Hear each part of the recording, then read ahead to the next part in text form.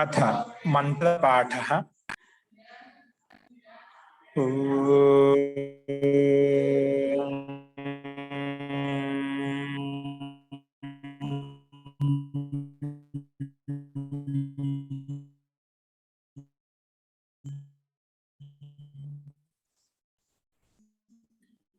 सर्वस्विनावधीतमस्तु मां विद्विषावहै। ओम शांति शांति शांति।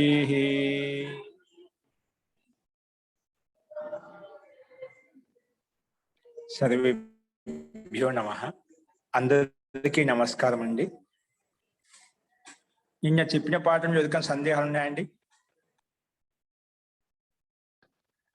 నిన్న మనము ద్విర్వచనేచి అనే సూత్రంలో ఉన్నటువంటి రూపసిద్ధిని చూసాము. ఆటి తత్ అజాది ధాతువులు ఉన్నప్పుడు ద్వితీయ ఏకాచకు ద్విత్వం చేస్తామని చెప్పుకున్నాము. అజాది ధాతువు ఉన్నప్పుడు ద్వితీయ ఏకాచకు ద్విత్వం చేస్తామని చెప్పాము. కాబట్టి అందులో ఎవరికైనా సందేహం చెప్పండి. రూపసిద్ధి ఏ రకంగా ఉంటుంది? అస్తు చెప్పండి పార్వతి గారు. మరి నా పదాంత ద్విర్వచన వరే లోప అనే అక్కడ ద్విర్వచనానికి ఇప్పుడు ఈ ద్విర్వచనానికి తేడా ఏంటో ఒకసారి చెప్పపోతారండి? రెండు ఒకటే, ద్విర్వచనం అది ఇది ఒకటే, రెండు ఒకటే అని. ఒకటేనా? ద్విర్వచనం చేసుకునే సందర్భంలో అది రూపాదేశం అయిపోతుంది. చేసింది స్థానివత్ చేసుకోవడానికి మాత్రం ద్విర్వచనం చేసుకోవడానికి మాత్రమే అది పర్మిషన్ ఇస్తుంది అన్నమాట. అంటే మొదట్లో ఏది రూపం లోపం చేసామో అదే రూపం కనిపిస్తుంది. ద్విర్వచనం చేసుకోవడానికి మాత్రమే. ద్విర్వచనం కాకుండా లోపం చేసుకుంటా, గుణం చేసుకుంటా అంటే కాదు. ఓన్లీ ద్విత్వం చేసుకోవడానికి మాత్రమే రూపాదేశం అవుతుంది. మొదట్లో ఏది రూపం ఉందో అదే రూపం కనిపిస్తుంది, ఉన్నట్టుగా కనిపిస్తుంది. ద్విత్వం చేయడానికి మాత్రమే. ద్విర్వచనం రెండు ఒకటే, అది తేడా లేదు. అక్కడ ద్విత్వం చేస్తాం, ఇక్కడ ద్విత్వం చేస్తాం. ద్విత్వం తేడా లేదు. సరే, ఫస్ట్ అండి ఈ రకంగా మనం నిన్న ద్విర్వచనేచి అనే సూత్రంలో ఉండేది ఉదాహరణ మొత్తం చూసాము. నెక్స్ట్ రాసుకోండి ఈరోజు దాని పక్కన అదర్శనం లోపః. నెక్స్ట్ సూత్రం రాసుకోండి, అదర్శనం లోపః. అదర్శనం లోపః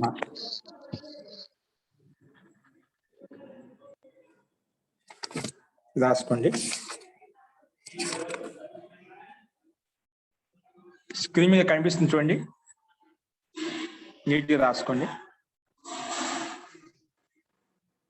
అదర్శనం లోపః ఇది సూత్రం అండి, మనకి 59వ సూత్రము. రాసుకోండి. అదర్శనం అంటే ప్రథమా విభక్తి ఏకవచనం. అదర్శనం అండి ప్రథమా విభక్తి ఏకవచనం. ప్రథమా విభక్తి ఏకవచనం. లోపః ఇది ప్రథమా విభక్తి ఏకవచనం. లోపః ప్రథమా విభక్తి ఏకవచనం. అదర్శనం ప్రథమా విభక్తి ఏకవచనం, లోపః ప్రథమా విభక్తి ఏకవచనం. దీంట్లో అదర్శనంలో ఒక సమాసం ఉంది. ఏ సమాసం ఉంది రాసుకోండి. సమాసః ఏమిటి రాసుకోండి. సమాసః కింద రాసుకోండి. సమాసం ఏంటి రాసుకోండి. నా దర్శనం అదర్శనం. దర్శనం అంటే చూడటం, అదర్శనం అంటే చూడకపోవటం. దాని నిషేధ నయ తత్పురుష సమాసం అంట. నా దర్శనం అదర్శనం ఇదే సమాసము. బ్రాకెట్ పెట్టుకుని నై సమాసః. నై తత్పురుషః సమాసః. నై తత్పురుషః సమాసః. నై తత్పురుషః సమాసః.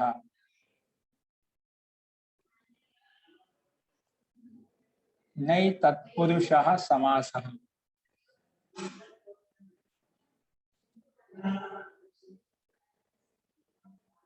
నై తత్పురుషః సమాసః. అస్తు. ఇప్పుడు అనువృత్తి ఏమొస్తున్నాయి రాసుకోండి. ఇతి ఎక్కడి నుంచి వస్తుందండి? ఇతి ఇతి నవేతి విభాష అక్కడి నుంచి వస్తుందంట. నవేతి విభాష చాలా ముందు ఉందండి. కానీ మండుక పృతగత్య అనువర్తతే. రాసుకుని చెప్తాను. ఇతి ఇతి పదం అండి. ఏ పదము? నవేతి విభాష. నవేతి అనే సూత్రంలో ఇతి ఉంది కదా, ఆ ఇతి ఆ సూత్రం ఉంది. 43వ సూత్రం నుంచి 59వ సూత్రం వరకు 59వ సూత్రంలోకి వచ్చిందండి. అనువృత్తి వచ్చింది. మామూలుగా అనువృత్తి పైన ఉండేది కింద తెచ్చుకోవచ్చు, దానికంటే ముందు తెచ్చుకోవచ్చు. ఇది డైరెక్ట్ గా మధ్యలో ఎక్కడ రాలేదు, డైరెక్ట్ గా ఇక్కడికి జంప్ చేసింది అన్నమాట. ఏ విధంగా జంప్ చేసింది?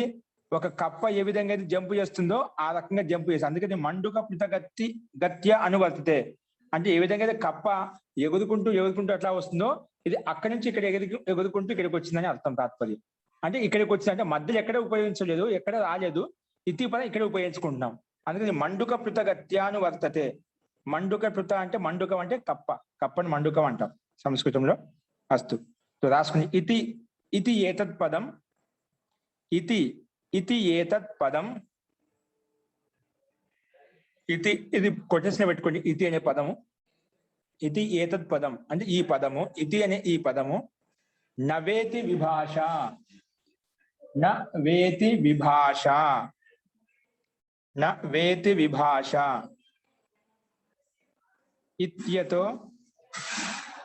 ఇత్యతో మండూక పృతగత్యానువర్తతే. ఇత్యతో అంటే ఇత్యత ఇక్కడి నుంచి అంటే నవేతి విభాష అనే సూత్రం నుంచి, ఇత్యత అంటే ఇక్కడి నుంచి, ఇత్యతో సంధి వల్ల ఓ అయిపోయింది. ఇత్యతో మండూక పృతగత్యానువర్తతే. మండూక పృతగత్యానువర్తతే. మండూక పృతగత్యానువర్తతే. మండూక పృతగత్యానువర్తతే. మండూక పృత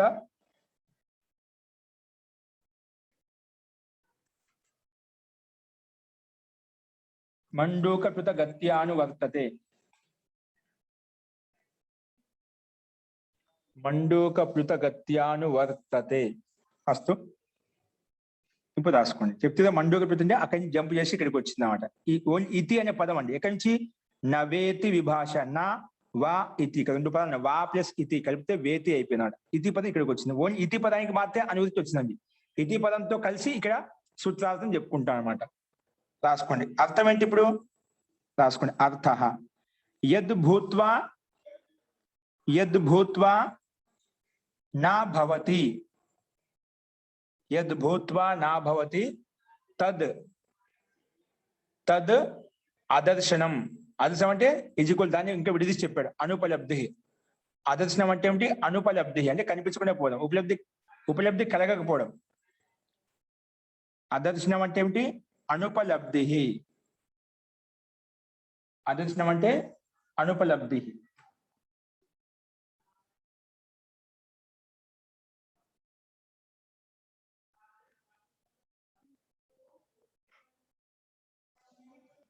ఓకే, అనుపలబ్ధి.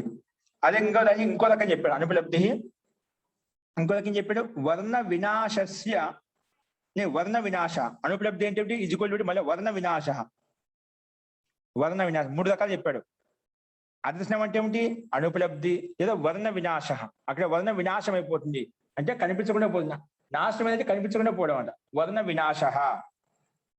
వర్ణ వినాశ తస్య లోప ఇది సంజ్ఞా భవతి. దానికి లోపం ఇతి అని పేరు పెట్టుకుంటా. ఇతని ఈ రకంగా పేరు పెట్టుకుంటా. ఇతని ఈ రకంగా ఇతి పదం ఇక్కడ ఈ కలపడం కోసం అక్కడి నుంచి అనువృత్తి తెచ్చుకున్నామండి. ఇతి పదం ఇక్కడ లోప సంజ్ఞా భవతి అని కూడా లోప ఇది సంజ్ఞా భవతి అని చెప్పడం కోసం ఇతి అనే పదాన్ని అక్కడి నుంచి తీసుకొచ్చి ఇక్కడ పెట్టామంట. వర్ణ వినాశ తస్య అంటే వర్ణ వినాశం ఏదైతే ఉందో, వర్ణం లోపించిందో దానికి తస్య లోప ఇది సంజ్ఞా భవతి. లోప అని పేరు వస్తుంది. లోప ఇది సంజ్ఞా భవతి.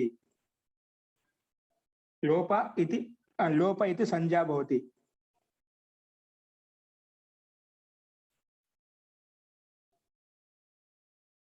లోప ఇది సంజ్ఞా భవతి.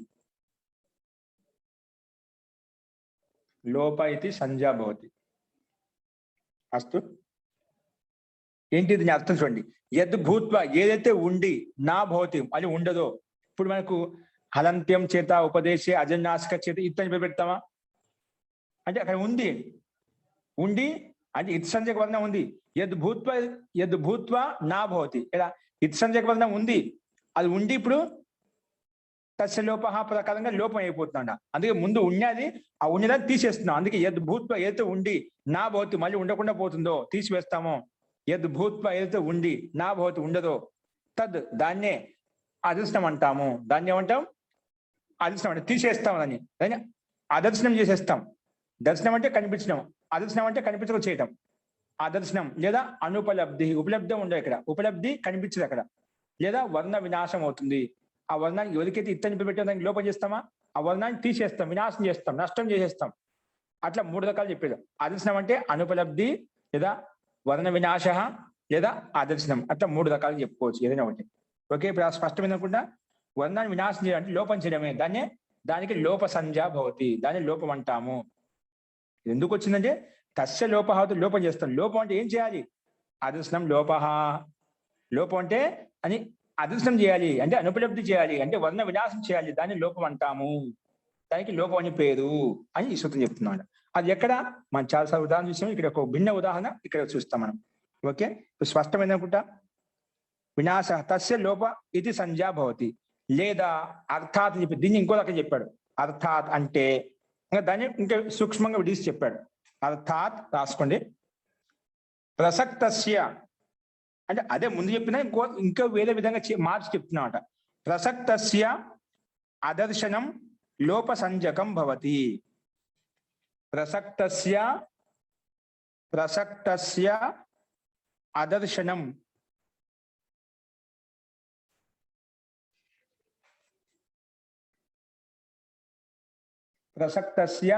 అదర్శనం లోప సంజకం భవతి. ప్రసక్తస్య అదర్శనం లోప సంజకం భవతి. ప్రసక్తస్య అదర్శనం లోప సంజకం భవతి. ప్రసక్తస్య అదర్శనం లోప సంజకం భవతి. లోప సంజకం భవతి.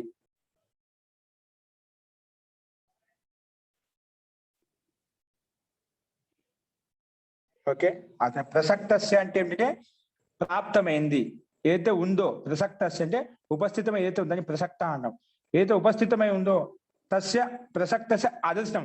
ఉపస్థితమైన తీసివేయడమే, అదర్శనం చేయడమే అంటే అనుపలబ్ధి చేయడమే లేదా వర్ణ వినాశం చేయడం దాన్ని లోప సంజ్ఞ అంటాము. దానికి లోపం అని పేరు పెట్టాము. కనిపించకుండా చేయడాన్ని ఒక మాటలో లోప సంజ్ఞ భవతి అని చెప్పి అదే విషయం చెప్పాడు. ప్రసక్తస్య ఏదైతే ప్రసక్తమైందో అంటే ఉపస్థితంగా ఉందో దాన్ని ఆదర్శనం చేయడాన్ని లోప సంజకం భవతి అంటాము. దాన్ని లోప సంజకం భవతి అని చెప్తాము అని చెప్పి ఇక్కడే మనం చెప్పుకున్నాం. ఓకే, ఈ అర్థం స్పష్టమైందండి. యద్భూత్వా నా భవతి తద్ అదర్శనం ఇది లోప సంజ్ఞా భవతి. అదర్శనం ఇది లోప సంజ్ఞా భవతి. ఆ రకంగా ఓకే, ఏదైనా రాసుకోవచ్చు.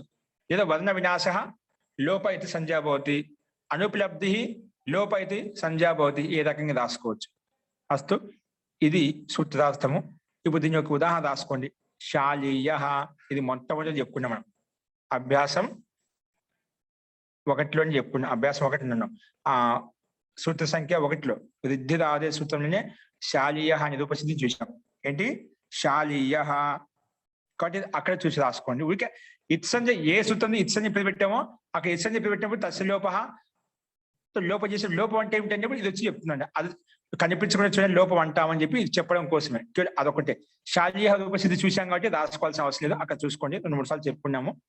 నెక్స్ట్ గౌధేర. శాలీయ తర్వాత ఏమిటి? గౌధేర. ఇది కొంచెం రూపసిద్ధి కొత్తగా ఉంది కాదు, భిన్నంగా ఉంది కాబట్టి ఇది రాసుకున్నాం. గౌధేర కాబట్టి తస్య లోప శాలీయలో అదర్శనం లోప అనేది ఎక్కడ ఉపయోగించాం ఒకసారి చూసుకోండి. ఓకే, ఎక్కడ ఉపయోగించాం చెప్తా ఏదన్నా? సరే, ఇది అయిపోయిన తర్వాత చెప్పండి నాకు. అంత లోపల శాలీయలో అదర్శనం లోప ఎక్కడ ఉపయోగించాము. ఓకే, అస్తు. ఇప్పుడు రాసుకోండి. శాలీయలో మన రూపసిద్ధి చూసాము. నెక్స్ట్ గౌధేర రాసుకోండి. గౌధేర గౌధేర గౌధేర గౌధేర అంటే ఏమిటి? దాని విగ్రహానికి రాసుకోండి. గోధాయా అపత్యం. ఏంటి? గోధాయా అపత్యం. గోధాయా అపత్యం గౌధేర అంటామండి. గోధ అంటే ఏమిటండి? గోధ అంటే ఉడుము. ఏంటండి? ఉడుము ఉంటుందో చూసారా? ఉడుమును, ఉడుము యొక్క సంతానం, ఉడుము యొక్క బచ్చ అంటే పిల్ల ఏదైతే ఉందో దాన్ని ఉడుము. ఉడుము అంటే మన సరీసృపాల పాములాగానే అది కొంచెం తొండలాగా ఉంటుందండి. తొండ కంటే కొంచెం బాగా జంపుగా ఉంటుంది. ఉడుము పట్టు పడుతున్నాడు అంటుంటాము ఒకసారి. అంటే ఉడుము ఒకసారి పట్టుకుంటేనే అది వదలదండి. శివాజీ మహారాజ్ దగ్గర ఉంటుందంట. చాలా అట్లా ఉడుము అంటే ఉడుము పట్టు అంటుంటాం మనం. ఉడుము అంటే ఒకసారి పట్టుకుంటే అప్పట్లో చాలా మంది ఆ ఉడుమును పట్టుకో ఏదైనా పైకి మేడలు ఎక్కాలంటే, మిద్దెలు ఎక్కాలంటే ఆ ఉడుమును దానికి అట్టించేసి దాన్ని పట్టుకొని పైకి ఎక్కేవాళ్ళంట. అంటే మొత్తం అది వదిలితే మొత్తం తెగిపోతుంది కదా, తోకేం తెగిపోతుంది, కానీ దాన్ని పట్టు వదలంట. అంత గట్టిగా పట్టుకుంటున్నాం అన్నది. కానీ ఉడుము పట్టు లెక్క అలా పట్టుకునే అని అంటుంటా. ఉడుము అంటే ఉడుము యొక్క బచ్చ సంతానం. ఓకే. గోదా అంటే ఉడుము. గోధాయ షష్ఠీ విభక్తి ఏకవచనం అండి. గోధాయా అపత్యం. అపత్యం అంటే సంతానము. అంటే గోధ అంటే ఉడుము యొక్క బచ్చ అంటే దాని పిల్ల. ఇది మనం విగ్రహవాక్యం. విగ్రహవాక్యం ఎలా విడగొట్టాము? షష్ఠీ విభక్తులు విడగొట్టాము కాబట్టి డైరెక్ట్ షష్ఠీ విభక్తులు మనం ప్రతి తెచ్చుకుంటాం. ఓకే, రాసుకోండి. సో గౌధేర విగ్రహవాక్యం రాసాము. గోధాయా అపత్యం అని చెప్పి దానికి అనుసారంగా షష్ఠీ విభక్తులు మనం ప్రతి తెచ్చుకున్నాం. రాసుకున్నాం. మూల శబ్దం అంటే గోధా. దీర్ఘ ఆకారంత శబ్దం, స్త్రీలింగ శబ్దం. గోధా, గోధా, గోధా.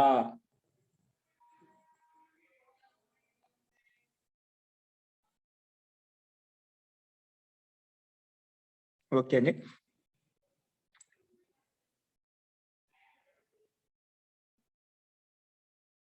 రాసుకోండి. గోధా. దీనికి ఎదుగు రాసిన అర్థవద ధాతుర ప్రత్యయ ప్రాతిపదికం. అర్థవద ధాతుర ప్రత్యయ ప్రాతిపదికం అనేన సూత్రేణ గోధా శబ్దస్య ప్రాతిపదిక సంజ్ఞా భవతి. ఈ సూత్రం గోధా అనే శబ్దానికి ప్రాతిపదికం పేరు పెట్టిందండి. గోధా శబ్దస్య ప్రాతిపదిక సంజ్ఞా భవతి.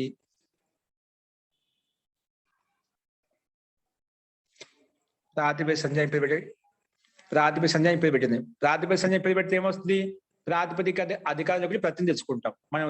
ధాతుని పేరు పెట్టిన తర్వాత ధాతో ఇదం అధికార సూత్రం అని చెప్పి ధాతు అధికారుల గురించి ప్రతిని తెచ్చుకుంటాం కదా, ఏదో ఒక సూత్రం చేత. ఇక్కడ కూడా ప్రతిని తెచ్చుకోవాలి. అందుకే ప్రాతిపదిక సంజ్ఞ భవతిని పెట్టిన జ్ఞా ప్రాతిపదిక ఇదం అధికార సూత్రం. ప్రాతిపదిక అధికారం అంటే జ్ఞా ప్రాతిపదిక సూత్రం అండి. ఇదం అధికార సూత్రం. జ్ఞా ప్రాతిపదిక ఇదం అధికార సూత్రం. అస్మిన్ అధికారే ఏముంది తెలుసు కదా? సు ఔ జస్ అం ఔట్ షస్ టాభ్యాం భిస్ గేభ్యాం భ్యస్ గసిభ్యాం భ్యస్ గస్ ఓస్ ఆం గీ ఓస్ సుప్. ఈ మొత్తం 21 ప్రత్యయాలండి. ఓకేనా? ఈ సూత్రం ప్రకారం కాబట్టి మొత్తం రాయకుండా సు ఔ జస్ డాష్ డాష్ పెట్టేసింది. సు ఔ జస్ డాష్ డాష్ పెట్టి అనేన సూత్రేణ పూర్వవత్ ప్రథమా షష్ఠీ విభక్తి ఏకవచనే. పూర్వవత్ షష్ఠీ విభక్తి డైరెక్ట్ రాపిస్తున్నాను. షష్ఠీ విభక్తి ఏకవచనే. ఇక్కడ ప్రథమ విభక్తి కావాలనుకుంటే శేషే ప్రథమ అంటాము. షష్ఠీ విభక్తి కావాలంటే షష్ఠీ శేష రాస్తామండి. అంతేనే. శేషే ప్రథమ స్థానం షష్ఠీ శేష రాసి షష్ఠీ విభక్తి తెచ్చుకుంటాం. అదే తేడా అండి. మిగతా అంతా ప్రక్రియ ఒకే విధంగా ఉంటుంది. ఓకే. तो అనేన సూత్రేణ పూర్వవత్ ప్రథమా విభక్తి ఏకవచనే.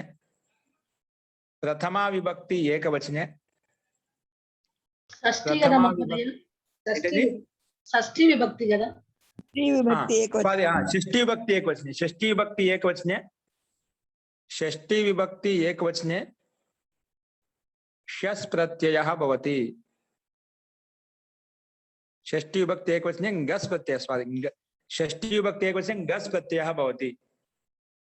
పూర్వవత్ షష్ఠీ విభక్తి ఏకవచనే కిం భవతి గస్ ప్రత్యయ భవతి. గస్ ప్రత్యయ తెచ్చుకో ఎలా తెలుస్తుంది మనకు? మన విగ్రహవాక్యాన్ని బట్టి. ఏ విగ్రహవాక్యం పెట్టాము? గోదాయాః అపత్యం, దాన్ని గోధేరః అంటాము. గోధేర శబ్దం ఎలా విడగొట్టాము? గోధ యొక్క అపత్యము సంతానము అంటే షష్ఠి భక్తి విడగొట్టాం కాబట్టి మనం షష్ఠి భక్తి మనం ప్రతి తెచ్చుకున్నామట. ఈ రకంగా అర్థం చేసుకోవాలి. షష్ఠి వస్తుందా ద్వితీయ వస్తుంది ఇచ్చిన శబ్దాన్ని బట్టి విగ్రహవాక్యంలో అప్పుడు మనకు స్పష్టం అవుతున్నాం. దాన్ని బట్టి మనం ప్రత్యయం తెచ్చుకుంటాం. అందుకే ఇక్కడ షష్ఠి భక్తి విడగొట్టే షష్ఠిని యొక్క కీ యొక్క లోపల కీ యొక్క అని తెచ్చుకునే కదా షష్ఠి భక్తిలో. కానీ యొక్క ఉడుము యొక్క పిల్ల అంటున్నాం కాబట్టి యొక్క వచ్చి షష్ఠి భక్తి వస్తుంది కాబట్టి అదేవిధంగా షష్ఠి భక్తి తెచ్చుకున్నాం. ఓకే. तो प्रथम विभक्ति षष्ठी भक्ति ఏకవచనే గస్ ప్రత్యయః భవతి. तो ప్రత్యయం ఎక్కడ వస్తుంది? ప్రత్యయః పరశ్చ. ప్రత్యయః పరశ్చ. రెండు సూత్రాల ప్రకారం ప్రత్యయం ఎల్లప్పుడు ప్రాతిపదికకి పక్కనే వస్తుంది, ధాతువుకి పక్కనే వస్తుంది. ధాతువు లేదు కానీ ప్రాతిపదిక ఉంది కదా, గోధాని ప్రాతిపదిక దాని పక్కలో గస్ వచ్చిందన్నమాట. ఏమొచ్చింది? గస్. ఇప్పుడు రాసుకోమని నెక్స్ట్ సమర్థానాం ప్రథమాద్వా.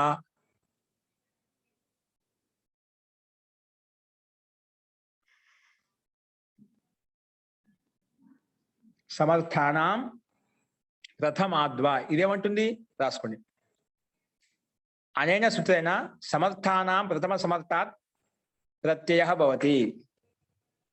అనేన సమర్థానాం ప్రథమ సమర్థాత్ ప్రత్యయః భవతి. సమర్థానాం ప్రథమ సమర్థాత్ ప్రత్యయః భవతి. సమర్థానాం ప్రథమ సమర్థాత్ प्रथम समर्थात् प्रत्ययः भवति. समर्थानां प्रथम समर्थात् प्रत्ययः भवति. प्रथम समर्थం చేత అంటే ఇక్కడ ఎందుకు చెప్పాల్సి వచ్చిందంటే ఇక్కడ గోధ అనేది ఉడుము అనేది ఒక ప్రాతిపదికం. ఉడుము యొక్క బచ్చ అంటున్న పిల్ల అంటున్న అది ఒక సమర్థమైన శబ్దమే. అంటే ఉడుము అనేది ఉడుముతోటి మనం ప్రతినిధించుకో. ఉడుము అనే శబ్దం అయితే గోధ శబ్దం ఉందో దాని యొక్క సంతానం అయితే దాంట్లో ప్రతినిధించుకోవాలి. ఏదంతా ప్రతినిధించుకోవాలి? సంతానంతో ప్రతినిధించుకొని రావాలన్నా లేదంటే ఏ దాని యొక్క సంతానము దాంతో ప్రతినిధించుకోవాలన్నా? రెండు శబ్దాలు ఉన్నాయి సమర్థవంతమైన శబ్దాలు. అప్పుడు గోదా శబ్దం తీసుకోవాలన్నా గోదా యొక్క సంతానం అయితే దాంతో ప్రతినిధించుకోవాలన్నా రెండు సమర్థవంతమైన శబ్దాలు ఏదంతా ప్రతినిధించుకోవాలి అన్నప్పుడు దానికి సమాధానంగా రెండు సమర్థవంతమైన శబ్దాలు ఉన్నప్పుడు ప్రథమ సమర్థం ముందు గోదా ఉంది కాబట్టి గోదా యొక్క సంతానం వచ్చింది. కానీ గోదాతోనే ప్రతినిధించుకో అని చెప్పింది సూత్రం. గోదాతో ప్రతినిధించుకోని చెప్పింది. కేవలం దాన్ని చెప్పడం కోసం ఈ సూత్రం యొక్క ప్రయోగం.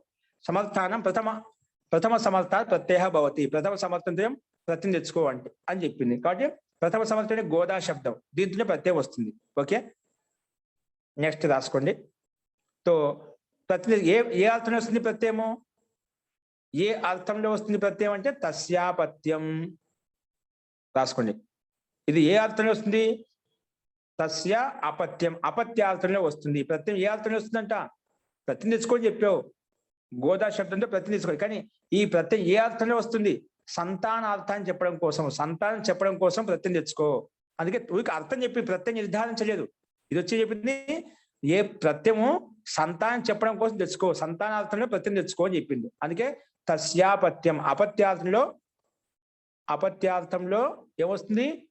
ప్రత్యయం వస్తుంది అని చెప్పింది. రాసుకోండి. అనేన సూత్రేణ తస్యాపత్యం యొక్క తాత్పర్యం అండి. అనేన సూత్రేణ షష్ఠీ సమర్థాత్ ప్రాతిపదికాత్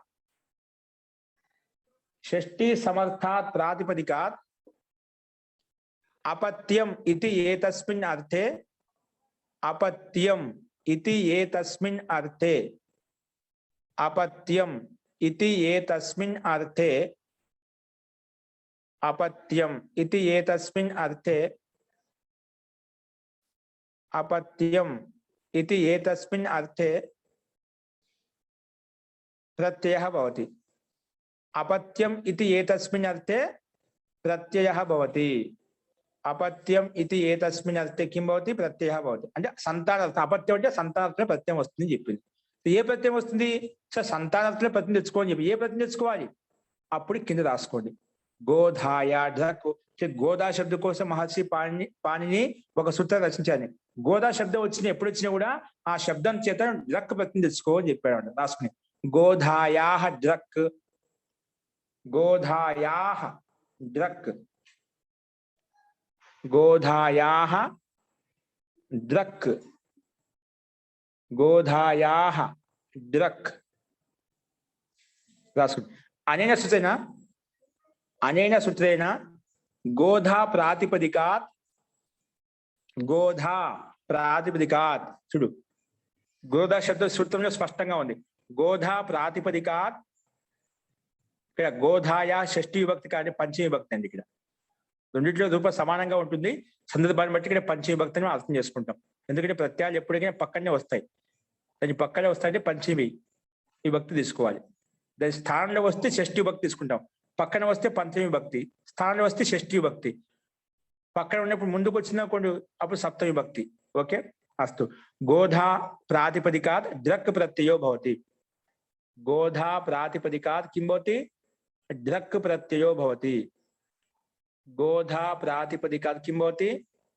డ్రక్ ప్రత్యయో భవతి. గోధా ప్రాతిపదికాత్ డ్రక్ ప్రత్యయో భవతి. గోధా ప్రాతిపదికాత్ ఢక్ ప్రత్యయో భవతి. గోధా ప్రాతిపదికాత్ కిం భవతి? ఢక్ ప్రత్యయో భవతి. ఢక్ ప్రత్యయో భవతి. तो ప్రత్యయ పదశ్చ ప్రకారం ఏమొస్తుంది? ఇదేమంటే షష్ఠీ సమర్థ ప్రాతిపదికాత్ అంటుంది. షష్ఠీ సమర్థ ప్రాతిపదికాత్. ఇక్కడ షష్ఠీ సమర్థ గస్ కదా, గో గస్ ఉంది. గో గస్ కి పక్కన వస్తుందన్నమాట. ఇది ముందు నేను చెప్పేటప్పుడే షష్ఠీ సమర్థాత్ గో ప్రాతిపదికాత్ అని చెప్పొచ్చు. షష్ఠీ సమర్థం అంటే గోదా ప్రాతిపదిక, షష్ఠీ సమర్థ గోదా ప్రాతిపదికాత్. ఇది గోదా ప్రాతిపదిక షష్ఠీ విభక్తిలో గస్ వచ్చింది కదా, అటువంటి షష్ఠీ విభక్తితో కూడుకున్నటువంటి గోదా ప్రాతిపదిక ఏదైతుందో దాంతో ఈ డ్రక్ ప్రత్యయం వస్తుందండి. ఓకే ఆయన పర్వాలేదు రాసుకోండి డైరెక్ట్ గా. గోదా గస్, దాని పక్కన డ్రక్ తెచ్చుకోండి. డ్రక్ మనకు స్క్రీన్ మీద కనిపిస్తుంది చూడండి, దాని ప్రకారం తెచ్చుకోండి. గోదా గస్ డ్రక్, గోదా గస్ డ్రక్.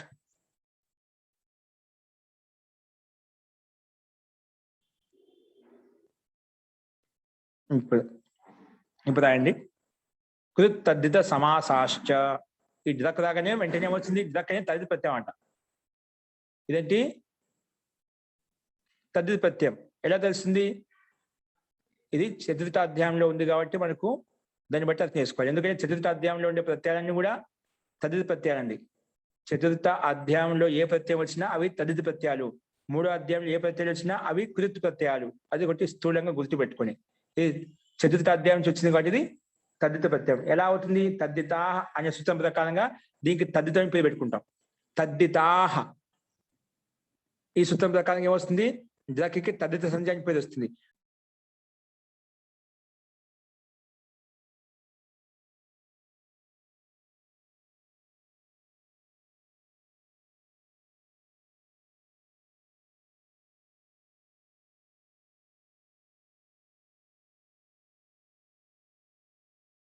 తద్దితాహ అనే సూత్రం వచ్చేసి ఎప్పుడైతే డ్రక్కి తద్దితం పేరు పెడుతుందో అప్పుడు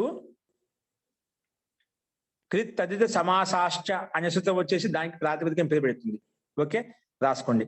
కృత్ తద్దిత సమాసాశ్చ, దానికంటే ముందు తద్దితాహ సూత్రం ప్రకారంగా డ్రక్కి ప్రత్యయానికి తద్దితం పేరు పెట్టుకోవచ్చు. కాబట్టి తెలుసు కాబట్టి చెప్పలేదు, అర్థమయ్యేలా చెప్పాను కాబట్టి రాసుకోండి. కృత్ తద్దిత సమాసాశ్చ అనేన సూచన తద్దితాంతస్య ప్రాతిపదిక సంజ్ఞా భవతి. ఇక్కడ అర్థమైన ఒక సందేహం ఉంది. ఇక్కడ రాసుకోవాలి. సందేహం ఉంటే తద్దితాహ ఇది సూత్రేణ డ్రక్ ప్రత్యయ తద్దిత సంజ్ఞా భవతి అని రాసుకోవచ్చు. రాసిన తర్వాత ఇది రాసుకోవచ్చు. కృత్ తద్దిత సమాసాశ్చ ఇదేమంటుంది రాసుకోండి. అనేన సూత్రేణ, అనేన సూత్రేణ తద్దితాంతస్య ప్రాతిపదిక సంజ్ఞా భవతి. ఎవరికి? తద్దితాంతస్య ప్రాతిపదిక సంజ్ఞా భవతి. తద్దితాంతస్య కిం భవతి? ప్రాతిపదిక అని పేరు వస్తుంది. ప్రాతిపదిక సంజ్ఞా భవతి సో అంటే తద్దిత ప్రత్యయం ఏ దానికైతే అంతిమం ఉండదో ఆ మొత్తానికి ప్రాతిపదిక పేరు వస్తుందండి. ఇప్పుడు తద్దిత ప్రత్యయం అంటే ద్రక్ ప్రత్యయం, తద్దిత ప్రత్యయం ఏ దానికి అంతిమంలో ఉంది? గోధా గస్ కి అంతిమంలో ఉంది. అందుకే తద్దిత ప్రత్యయం అంతిమంలో ఉంది ఏ దానికైతే ఆ మొత్తానికి ప్రాతిపదికం అని పేరు వస్తుంది. ఏం చెప్పాను? ద్రక్ ప్రత్యయం తద్దితము, ఆ తద్దిత ప్రత్యయం అనేది ఏ దానికైతే అంతిమంలో ఉందో ఆ మొత్తానికి ఇది ప్రాతిపదికం కొత్త పేరు పెట్టేసింది. మొదట్లో గోదాకి మాత్రమే ప్రాతిపదికం, ఇప్పుడు గస్కి ద్రక్కి మొత్తానికి కలుపుకొని కొత్తగా ప్రాతిపదికం పేరు పెట్టేసింది అన్నమాట. ఓకేనా? కాబట్టి ఈ మొత్తానికి ప్రాతిపదికం పేరు వచ్చింది. ప్రాతిపదికం పేరు పెట్టడం ఎలా వచ్చింది? ప్రాతిపదికం అని పేరు పెట్టడం ఎలా వచ్చింది? రాసుకోండి. సుపో ధాతు ప్రాతిపదికయో, సుపో ధాతు ప్రాతిపదికయో, సుపో ధాతు ప్రాతిపదికయో రాసుకోండి. అనేన సూత్రేణ ప్రాతిపదిక అవయవస్య సుపః లుక్ భవతి. అనేన సూత్రేణ ప్రాతిపదిక అవయవస్య సుపః లుక్ భవతి. అనేన సూత్రేణ ప్రాతిపదిక అవయవస్య సుపః లుక్ భవతి. అనేన సూత్రేణ ప్రాతిపదిక అవయవస్య సుపః లుక్ భవతి. అంటే ప్రాతిపదికంలో ఉన్నటువంటి అవయవం ఏ అవయవం? ఎటువంటి అవయవం? సుప్ అవయవానికి ఏదైనా ప్రాతిపదిక సుప్ ఉంటేనా దానికి లుక్ చేయని చెప్పి ప్రాతిపదిక అవయవస్య సుపః లుక్ భవతి. సుప్కి లుక్ అవుతుందని చెప్పింది. లుక్ చేయండి. ప్రాతిపదిక అవయవస్య సుపః లుక్ భవతి. లుక్ అంటే ఏమిటి? లుక్ లుక్ ఇది కిం? ప్రత్యయస్య లుక్ స్లు లుపః. ఇప్పుడు లోపం అంటే ఏమిటి? లోపం అంటే ఏమిటి అన్నప్పుడు అదర్శనం లోపం వచ్చి చెప్తుంది. లుక్ అంటే ఏమిటి అన్నప్పుడు ఇది వచ్చి చెప్తుంది. లుక్ అంటే ప్రత్యయస్య అదర్శనస్య స్వాది ప్రత్యయస్య లుక్ స్లు లుపః. ప్రత్యయస్య లుక్ స్లు లుపః ఇది చెప్తుంది. ప్రత్యయాన్ని కనిపించకుండా చేయడం లుక్ అంటాము, ప్రత్యయాన్ని కనిపించకుండా చేయడం స్లు అంటాము, ప్రత్యయాన్ని కనిపించకుండా చేయడాన్ని లుక్ అంటాము. ఇక్కడ లుక్ అంటే లుక్ కనిపించకుండా చేయ అంటుంది, దాన్ని లుక్ సంజ్ఞ అని పేరు. ఓకేనా? సో లుక్ అంటే ప్రత్యయస్య అదర్శనస్య లుక్ సంజ్ఞ భవతి. అందుకే ప్రత్యయస్య లుక్ స్లు లుపః ఇది చెప్తున్నమాట. సో చేయండి, కనిపించకుండా చేయండి. ఇప్పుడు గస్ కనిపించకుండా పోతుంది. కనిపించకుండా పోతే ఏం వెళ్తుంది? కింద గోధా ద్రక్, గోధా ద్రక్ మిగిలిందండి. ఓకేనా? గోధా ద్రక్. మహోదయ, ఇది ఇప్పుడు అదర్శనం లోపం మనం చెప్పుకునే సూత్రమే కదా మరి ఇప్పుడు ఇది కూడా? అదే లుక్ అయినా కానీ అదర్శన లోపం ఇప్పుడు చెప్పుకునే సూత్రానికి అది కూడా సంబంధించి అదర్శ లోపం సంబంధించి కాదండి. ఇంకా మన ప్రకృతి సూత్రం కింద ఉపయోగిస్తాం. ఇప్పుడు మనం ఇంకా ఉపయోగించలే, మనం కింద ఉపయోగిస్తాం. ఇది లుక్ కదా, అది లోపం అన్నప్పుడు వస్తుందన్నమాట. లోపం అంటే ఏమిటి అన్నప్పుడు మనం లోపం చేయాలి. సూత్రం లోపం చేసినప్పుడే లోపం అంటే ఏమిటి ఇది వచ్చి చెప్తున్నమాట. ఇప్పుడు లుక్ అన్నాం, లుక్ అంటే అందుకే ప్రత్యక్ష లుక్ స్లు లుపః అది వచ్చి చెప్పింది అన్నమాట. అది కనిపించకుండా కానీ లుక్ అన్నప్పుడు వస్తున్నది. లుక్ అన్నా స్లు అన్న లుక్ అన్న అప్పుడు వస్తుంది. లోపం అంటే ఇది వస్తున్నది. మనం లోపం చేయలే, ఇంకా లోపం చేసే సూత్రం వస్తుంది. ఇప్పుడు రాసుకోండి కింద మనకు గోదా ద్రక్ వచ్చిందన్నమాట. ఓకేనా? ఓకేనా? ఇప్పుడు దీనికి అంగ సంజ్ఞ కూడా ఉంది. యస్మాత్ ప్రత్యయ విధి స్థితాది ప్రత్యయంగం. ఓకేనా? రాసుకోండి. అత్ర యస్మాత్ ప్రత్యయ విధి స్థదాది ప్రత్యయంగం. యస్మాత్ ప్రత్యయ విధి స్థదాది ప్రత్యయంగం. యస్మాత్ ప్రత్యయ విధి స్థదాది ప్రత్యయంగం. అనేన సూత్రేణ అనేన సూత్రేణ అనేన సూత్రేణ ప్రత్యయే పరతః అనేన సూత్రేణ ప్రత్యయే పరతః అనేన సూత్రేణ ప్రత్యయే పరతః ప్రత్యయే పరతః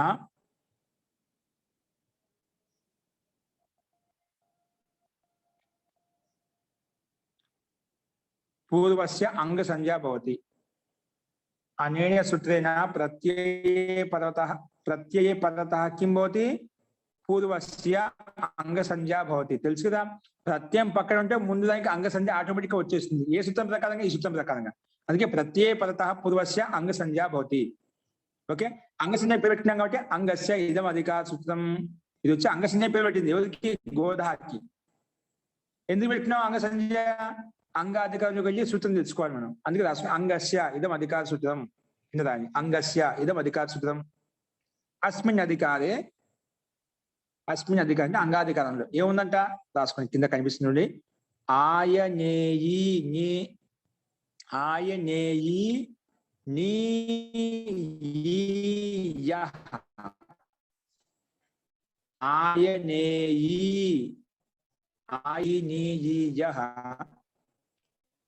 ఠా ఢా ఖా ఛా ఘాం ఫా ఢా ఖా ఛా ఘాం ప్రత్యయాదీనాం.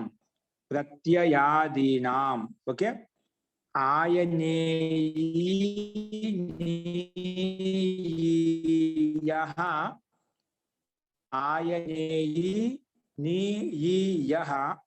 ఫా ఢా ఖా ఛా ఘాం ప్రత్యయాదీనాం. అక్కడ పూర్తిగా సూత్రం వీడియో రాసుకుని ప్రత్యయాదీనాం.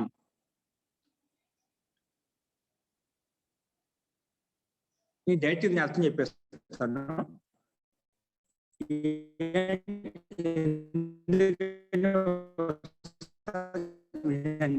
ఇక్కడ ఫా ఖా ఛా ఢా ఒక ప్రత్యయము, ఖా ఒక ప్రత్యయము, ఛా ఒక ప్రత్యయము, ఘా ప్రత్యయము.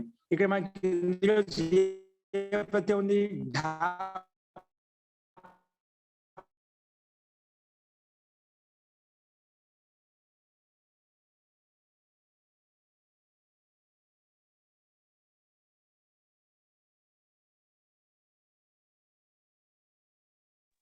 మహోదయ వినపడడం లేదు మహోదయ. రెండో స్థానం ఉంది. వినిపించడం లేదు మహోదయ. రెండో స్థానం ఉంది. సూత్రం వరకే వినిపించింది.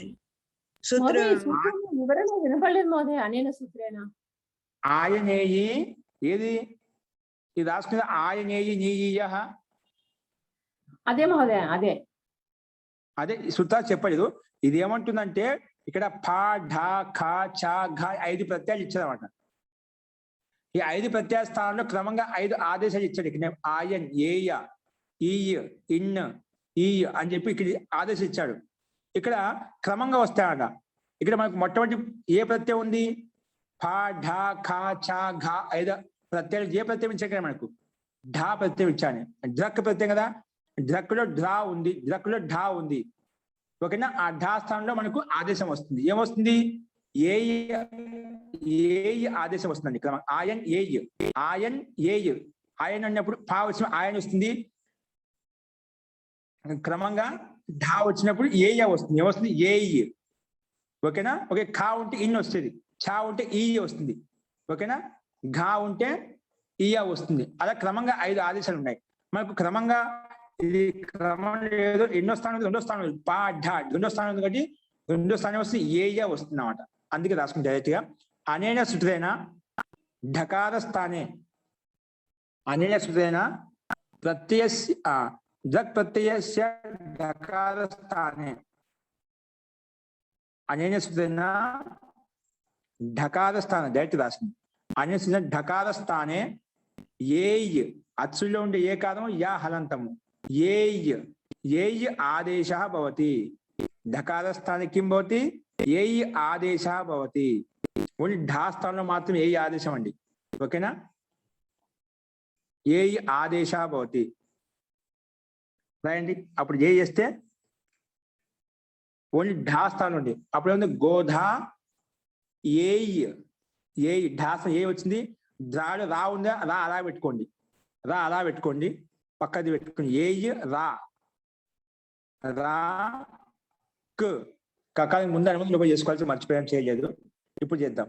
రా క రక్ కదా. ఆ కకారానికి అనుమతి లోపంతో మనకి ఏం వెళ్తుందండి? అనుమతి లోపం చేస్తాం. హలంత్యం ప్రకారంగా ఇత్ సంధి అయిపోతుంది. ఇత్ అంటే ఏమిటి? తస్య లోప, లోపం చేస్తాం. లోపం అంటే ఏమిటంటే ఇక్కడ చూపించుకోవచ్చు.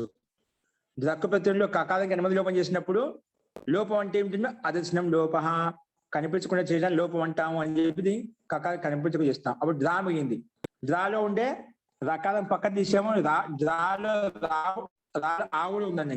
అందుకే ఢాకి మాత్రమే ఏయి పెట్టేసాం, పక్కన రా ఉంచాం. అదే ఇక్కడ. ఓకే, ఇక్కడ ద్రక్కి అనుమతి లోపం రాయలేదు. కావాలంటే పైన ఎక్కడైనా సందులో ఆ పైన రాయండి. ద్రక్ ఇచ్చేసి అనుమతి లోప. అర్థం చేసుకున్నా కాబట్టి తెలుసు కాబట్టి ఇబ్బంది లేదు, రాయాల్సిన అవసరం లేదు. అస్తు గోధా ఏయ్ రా, గోధా ఏయ్ రా. కకారం హలంత్యం ప్రకారంగా తస్య లోప అదర్శన లోపం చేసేసాము. అదేమైంది? ఢా మిగింది. ఆ ఢా స్థానంలో ఏయి పెట్టాము. ఢాలో రా ఉంది కదా, అది మాత్రం అలాగే ఉంది. అది మాత్రం అలాగే ఉంది. గోధా ఏయ్ రా, గోధా ఏయ్ రా. ఓకే, ఇది స్థితి అండి. స్పష్టంగా కనిపిస్తుందా స్క్రీన్ మీద? అది పెట్టుకోండి. ఇప్పుడు దీనికి ఎందుకు రాయండి? అంగాధికారం ఇంకో సూత్రం వచ్చింది. కితిచ, కితిచ, కితిచ. ఇది ఒక సూత్రం అండి. ఇదేమంటుంది రాసుకుని. అనేన సూత్రేణ, అనేన సూత్రేణ కితి ప్రత్యయే పరతః, కితి ప్రత్యయే పరతః, కితి ప్రత్యయే పరత అంగస్య, అంగస్య ఆది అచః స్థానే వృద్ధిర్ భవతి. అంగస్య ఆది అచః స్థానే వృద్ధిర్ భవతి. ఏమంటుంది? కిట్ ప్రత్యయం పక్కన ఉంటే ద్రక్ ప్రత్యయం కదా, ద్రక్ లో కకారం ఉందా, అది కకారానికి ఇప్పుడు అనుమతి లోప చేసుకుంటా అని చెప్పాను. ద్రక్ లో కకారానికి హలంత్యం తస్య లోప అదర్శన లోప ఇత్ అయిపోయినా అంట. అంటే ఇత్ అని పెట్టి లోపం చేసాం, అందుకే ఇత్ ప్రత్యయం అంట. ఇత్ ఉంది కాబట్టి కిత్ ఇచ్చా. అంటే ఇత్ అంటే ఏంటి? కకారానికి ఇత్ వేసాం అంటే కిత్ అంటాం. ఓకే, మకారానికి చేస్తే మిత్ అంటాము, పకారం చేస్తే పిత్ అంటాము, నకారానికి చేస్తే నిత్ అంటాము, అదే బకారం చేస్తే బిత్ అంటాం. అట్లా ఏ దానికి లోపం చేస్తే ఆ పేరుతో పిలుస్తాం. ద్రక్ లో కకారం చేసాం కాబట్టి కిత్ అన్నాం, అది కిత్ ప్రత్యయం అంట. కిత్ ప్రత్యయం ఉంది కాబట్టి ఈ సూత్రం వచ్చిందండి. అందుకే ఏమంటుంది రాసుకోండి. ఏమంటుందంటే కితి ప్రత్యయ పరతః, కితి ప్రత్యయే పరతః, కితి ప్రత్యయే పరతః అంగస్య ఆది అచః స్థానే వృద్ధిః భవతి. అంగస్య, అంగస్య, అంగస్య ఆది అచః స్థానే, అంగస్య ఆది అచః స్థానే వృద్ధిః భవతి. అంగస్య ఆది అచః స్థానే వృద్ధిః భవతి. అంగస్య, అంగస్య ఆది అచః స్థానే అంటే ఆది అచ్చుగాడు. అంగం అంటే గోదా అని అంగం అండి. ప్రత్యయం పక్కన ముందు గోదా అంగం కదా. అంగంలో ఆది అచ్చు అంటే గో, గోలో ఉండే ఉకారం, అది ఆది అచ్చు అంటే మొట్టమొదటి అచ్చు. దానికి వృద్ధి చేసుకో అని చెప్పింది. ఓకేనా? అంగస్య ఆది అచః స్థానే వృద్ధి భవతి. వృద్ధి ఏం చేసుకోవాలి? వృద్ధి కిం, వృద్ధి కిం. అప్పుడు వృద్ధి రాదైచ్ రాసుకోండి. ఊరికి సూత్రం రాసుకోండి. వృద్ధి రాదైచ్. ఇది చెప్తున్నాడు. ఏం చెప్తుంది? ఆ ఐ ఔ ఇది ఏదేశాం సంజ్ఞా భవతి. అదే కదా. ఆ ఐ ఔ ఈ 3 బంధాలకు వృద్ధి అని పేరు. ఆ 3 బంధాలు చేసుకో. కానీ 3 బంధాల్లో మనకి కావాల్సి ఒకటే. ఇక్కడ ఏంది? గోదాల ఓ ఉంది, ఓకి సమాన బంధం ఏముంది అది తెచ్చుకోని చెప్పి 3 బంధాలు. 3లో ఏది పెట్టుకోవాలి? వృద్ధి అంటే 3 వచ్చేసి ఆ ఐ ఔ. దానికి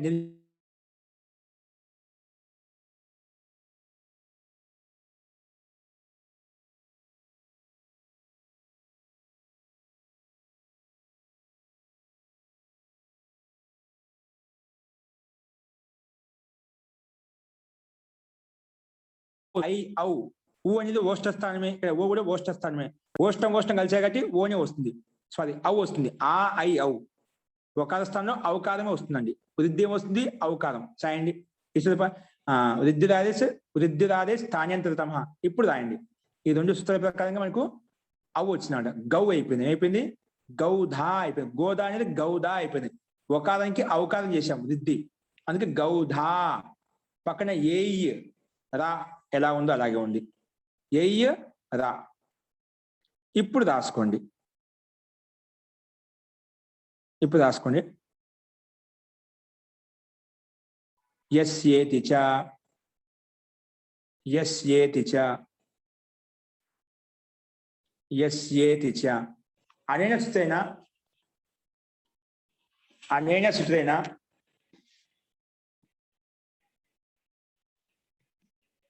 అనేన సూత్రేణ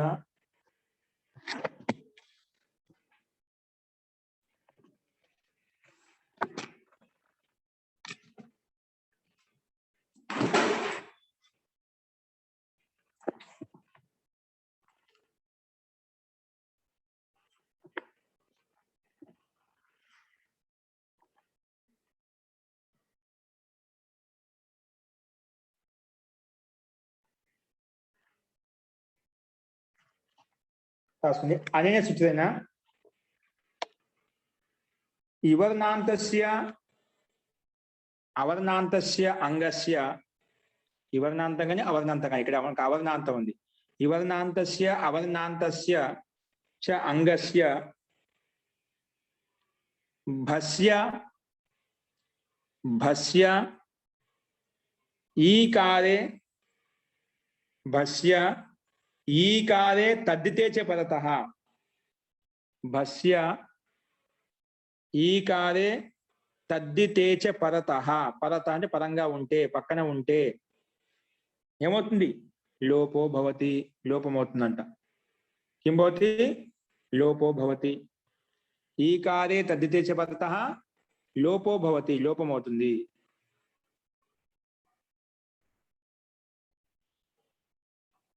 ఈకారే తద్దితే చ పరతః ఈకారే తద్దితే చ పరతః లోపో భవతి. అంటే ఇది ఏముంటుందంటే ఇవర్ణాంతం కానీ అవర్ణాంతం కానీ ఉంటే ఇవర్ణాంత అవర్ణాంతానికి స్థానంలో ఇదేముంది గోధా అంగంలో అంటే గోధాలు అంతిమ అక్షరం ఆ ఉంది అంటే అవర్ణాంతంగా. అవర్ణం అంటే హ్రస్వాకారం తీసుకోవచ్చు దీర్ఘాకారం తీసుకోవచ్చు రెండు వస్తాయి. అందుకే దీర్ఘ ఆకారం ఉంది. అవర్ణాంతస్య అంగస్య అంటే షష్ఠి భక్తి అంటే స్థానం పనిచేసుకోవాలి. అవర్ణాంతస్య అంగస్య అంటే అవర్ణాంత స్థానంలో ఏమవుతుంది అవర్ణాంతస్య అంగస్య అంటే అవర్ణాంత స్థానంలో ఈకారే తద్దితే ఈకారం కానీ తద్దిత ప్రత్యయం కానీ పక్కనే ఉంటే ఇక్కడ ఈకారం ఉందా ఈకారం లేదు కానీ తద్దితం అయితే ఉందా ఈకారం ఉండాలి లేదా తద్దిత ప్రత్యయం ఉండాలి. ఇక్కడ ఈకారం లేదు కానీ తద్దిత ప్రత్యయం ఉందన్నమాట. ఈకారే తద్దితే చ పరతః ఈకారే తద్దితే చ పరతః అని చెప్పి రెండు ఆప్షన్స్ ఉన్నాయి మనకు. ఈకారం ఉండాలి లేదా తద్దిత ప్రత్యయం ఉండాలి. ఇక్కడ ఈకారం లేదు కానీ తద్దిత ప్రత్యయం ఉంది ఏది ద్రక్ అనేది. ఆ తద్దిత ప్రత్యయం పక్కన ఉంటే ఆ ఆకారానికి దీర్ఘ ఆకారానికి లోపం అవుతుంది. ఏమవుతుంది లోపం అవుతుంది అని వస్తున్నాడు. అప్పుడు లోపం అన్నప్పుడు లోపం అంటే ఏమొస్తుంది తెలుసు కదా అదర్శనం లోప ఏమొస్తుంది లోపహితికం ఇది వచ్చి లోపం చేస్తా అంటుంది. ఏస్తుంది ఏ చేసేది లోపం చేస్తుంది. లోపం అంటే ఏం చేయాలి లోపహితికం అప్పుడు ఇది వచ్చి చెప్తుంది అదర్శనం లోప మన ప్రతిసూత్రం రాసుకోండి. లోపహితికం లోపహితికం అంటే గోధా భాసన్య చేశారండి. గోధా భాసన్య అయిందా భాషను కూడా పెట్టుకోవాలి. యచిభం సూత్రం ప్రకారంగా యచిభం అనే సూత్రం ప్రకారంగా దానికే భాషను పేరు పెట్టుకుంటాం. ఎందుకంటే ఇది కండిషన్ ఏమంటుంది రెండింటికి అడుగుతుందన్నమాట. ఏమంటుంది ఇది ఏమంటుందంటే ఇవర్ణాంతస్య అవర్ణాంతస్య అంగస్య భస్య భాను అంగంతో పాటు భానులో పేరు పెట్టిండాలంట. భాషను ఎలా వస్తుంది యచిభం దానికి యకారాది అజాది ప్రత్యయ పరతః పూర్వస్య భా సంజ్ఞా భవతి. యకారం కానీ అజాది కానీ ఇక్కడ ఏముంది మనకు అజాది ప్రత్యయం ఉందండి. అజాది ప్రత్యయం ఉంది కాబట్టి భా సంజ్ఞ అయిపోతుంది. అంటే ఏలో ఆ ఉంది కదా కాబట్టి మనకు పూర్వంలో ఉండే గోదాకి భా సంజ్ఞ పేరు వస్తుంది. ఆ భా సంజ్ఞ పేరు పెట్టిన తర్వాత అప్పుడు ఇది వస్తుందండి. ఈ సూత్రం వచ్చి చెప్తుంది ఎస్ చేతిచ భా సంజ్ఞ ఏంటువంటి అంగాన్ని పేరు పెట్టినటువంటి అవర్ణాంతం ఏదైతే ఉందో దానికి లోపం చేస్తాను కానీ పక్కనే ఉండాలి. తద్దిత ప్రత్యయం పక్కన ఉండాలి లేదా ఈ కాలం పక్కన ఉండాలి. ఈ కాలం లేదు కానీ తద్దిత ప్రత్యయం ఉంది కదా ఇక్కడ మనకు కాబట్టి అవర్ణానికి లోపం అవుతుంది.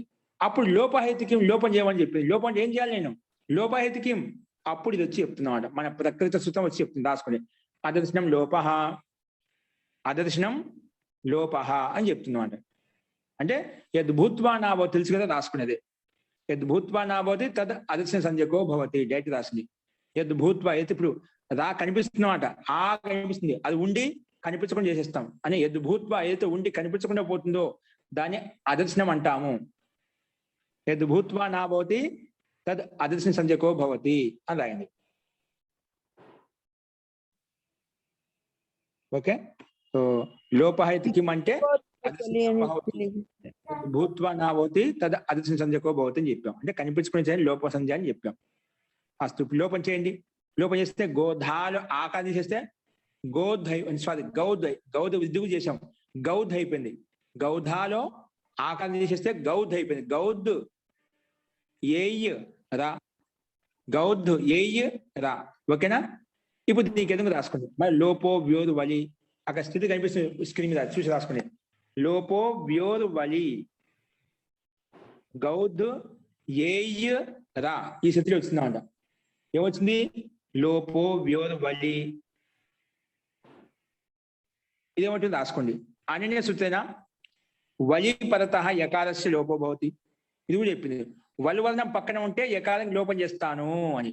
ఇక్కడ వలువర్ణం అంటే రకారం అండి.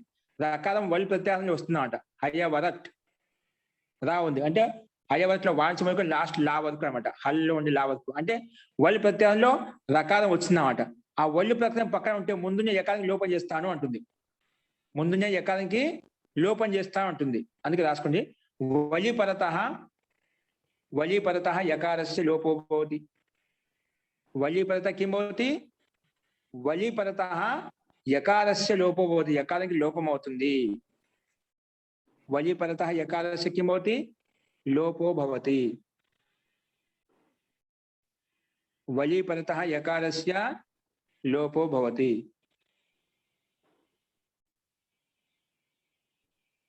వలి పరతః యకారస్య లోపో భవతి. ఓకేనా?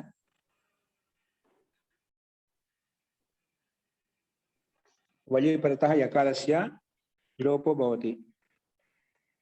ఇప్పుడు ఇది లోపం చేస్తాను. లోపం ఏం చేయాలి? ఇక్కడ మళ్ళీ వస్తున్నమాట. ఈ సందర్భంలో వస్తుంది లోపం చేయండి. లోపం అంటే ఏమిటి? లోపం ఏం చేయాలి? నేను ఇక్కడ లోపం చేసుకొని చెప్పావు. వలి పక్కన ఉంటే యకారానికి లోపం చేస్తాను. యకారానికి లోపం అంటే ఏం చేయాలి? నేను లోపహేతుకిం రాసుకుని లోపహేతుకిం అని చెప్పి మళ్ళీ ఇది వస్తున్నాడు. ఏమిటి? అదర్శనం లోపః. అదర్శనం లోపః. అదే దాని అర్థం యద్భూత్వా, ఏదైతే ఉండి కనిపించకుండా పోతుంది దాన్ని అదర్శనం అంటాము. లేదా ప్రసక్తస్య అదర్శనస్య లోప సంజ్ఞకం భవతి, అలాగూ రాసుకోవచ్చు. ఇక్కడ ఒకటే దాన్ని యద్భూత్వా నా భవతి తద్ అదర్శన సంజ్ఞకో భవతి. ఏదైతే ఉండి కనిపించకుండా పోతుందో దాన్ని అదర్శనం అంటామని చెప్పి ఈ సూత్రం చెప్పింది. ఓకేనా? ఇది దీని యొక్క సూత్రం యొక్క ముఖ్య ప్రయోజనం అండి. అర్థమైందా? మనకు 3 చోట్ల ప్రయోగించాము. ఎక్కడ ఉపయోగించాము? ద్రక్కులో కకానికి సంజ్ఞ చేసినప్పుడు తస్య లోపః, అదర్శన లోపం చేసినప్పుడు లోపం అంటే ఏమిటన్నప్పుడు అక్కడ చెప్పుకున్నాము. తర్వాత యస్యేతి చ సూత్రం ప్రకారం లోపం చేసినప్పుడు లోపం అంటే ఏమిటన్నప్పుడు అదర్శన లోపః చూపించాము. తర్వాత ఇక్కడ లోపో వ్యోరు వలి, ఈ సూత్రం వచ్చేసి ఏంటంటే వలి పరత అనే సూచన వలి పరతః యకారస్య లోపో భవతి అని చెప్పింది. రకారం పక్కన ముందు యకారానికి లోపం చేస్తాను. లోపం అంటే ఏం చేయాలి? అప్పుడు ఇక్కడ కూడా అదర్శనం లోప అనే సూత్రాన్ని 3 సార్లు ఉపయోగించాము. సూత్రాన్ని అర్థమైందా? అదర్శనం లోప అంటే కనిపించుకునే చదువు లోపం అంటాము అని చెప్పింది. ఓకేనా? సో ఇప్పుడు యకారానికి కనిపించుకొని చేయాలి. కనిపించుకొని చేస్తే ఏమవుతుంది? తీసేస్తాం. అప్పుడు ఉంది గౌద్ ఏ రా, గౌద్ ఏ రా. ఇప్పుడు గౌద్ దా హలంతం కాబట్టి పక్కన ఏ దాన్ని కలిపేసి గౌధే అయిపోయింది. పక్కన రా ఎలా ఉందో అలాగే ఉంది. గౌధేర వచ్చేసినప్పుడు మన లక్ష్యం సిద్ధి వచ్చింది కదా. గౌధేర కలిపి రాయండి. గౌద్ ఏ ముందు లోపం యకారం లోపం తీసేసి రాయండి. యకారం తీసేసి ఒకసారి చూపించండి. గౌద్ ఏ రా, గౌద్ ఏ రా ఈజ్ ఈక్వల్ టు గౌధేరా. గౌద్ ఏ రా ఈజ్ ఈక్వల్ టు గౌధేరా.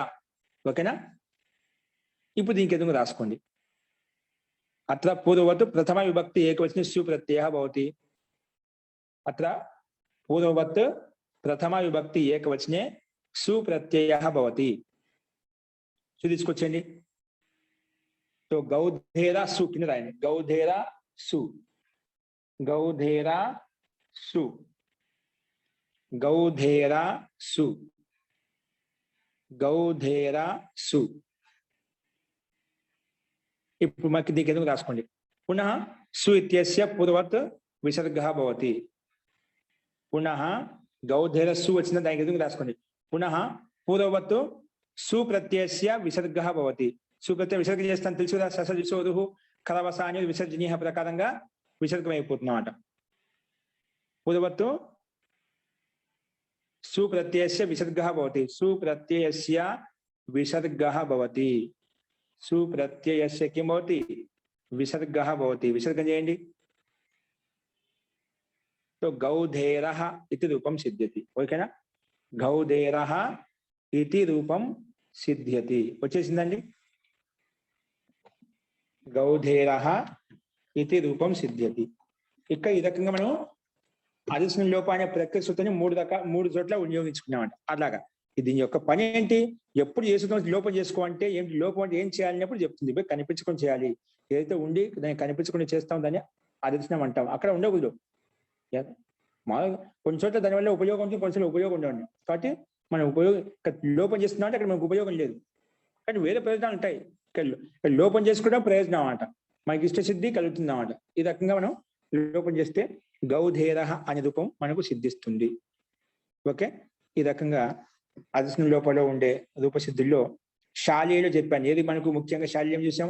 శాలీలో ఎక్కడ కూడా అంతే ఎస్యేతిచ ఇక్కడైతే మనం ఉపయోగించాం కదా, ఎస్యేతిచ అక్కడ కూడా శాలలో ఉండే ఆకారానికి ఇక్కడ సేమ్ ఇదే విధంగానే లోపం చేస్తాను. లోపం అంటే ఏమిటి అన్నప్పుడు ఇది వచ్చి చెప్తున్నాడు. శాలీయలో ఎస్యేతిచ అనే సూత్రం ప్రకారంగా అక్కడ తది ప్రత్యయం పక్కన ఉంటే శాలలో ఉండే ఆకారానికి లోపం చేస్తాను. గోధాలో ఉండే ఆకారానికి లోపం చేశాం కదా, అప్పుడు లోపం అంటే ఏమిటి అన్నప్పుడు ఏ విధంగా అయితే అధిష్టాన లోపం వచ్చి చెప్పిందో అక్కడ కూడా ఎస్యేతిచ అనే సూత్రం ప్రకారంగా ఆకారానికి లోపం చేసినప్పుడు ఈ సూత్రం వచ్చి చెప్తుంది అధిష్టానం లోపః అని చెప్పి. ఓకే, సో శాలీయ మనం ముందు చూసాము, ఒకసారి మళ్ళీ చూసుకోండి. ఇప్పుడు గౌధేరాలో కూడా స్పష్టంగా చూసాము. ఈ రకంగా మనం అధిష్టానం లోపః అనే సూత్రాన్ని ఈ రకంగా వినియోగించుకోవాలి. ఇదే విధంగా అన్ని రకాలు కూడా అన్ని చోట్ల ఇదే విధంగా ఉపయోగించుకోవాలి. అన్ని సిద్ధుల్లో అన్ని రూప సిద్ధుల్లో కూడా ఇదే విధంగా ఉంటుంది. ఓకే, ఈ రకంగా మనం అధిష్టానం లోపల ఉండే ఒక రూపసిద్ధి చూసినాము. నెక్స్ట్ పచేరన్ అని చెప్పి ఇంకో సిద్ధి ఉంది, ఇంకా వేరే సిద్ధులు ఉన్నాయి, అవి రేపు చూద్దామండి. అస్తు. మీకు ఇంకేమైనా సందేహం అంటే మంత్రపాఠం అయిపోయిన తర్వాత చూద్దామండి. మంత్రపాఠ ఓం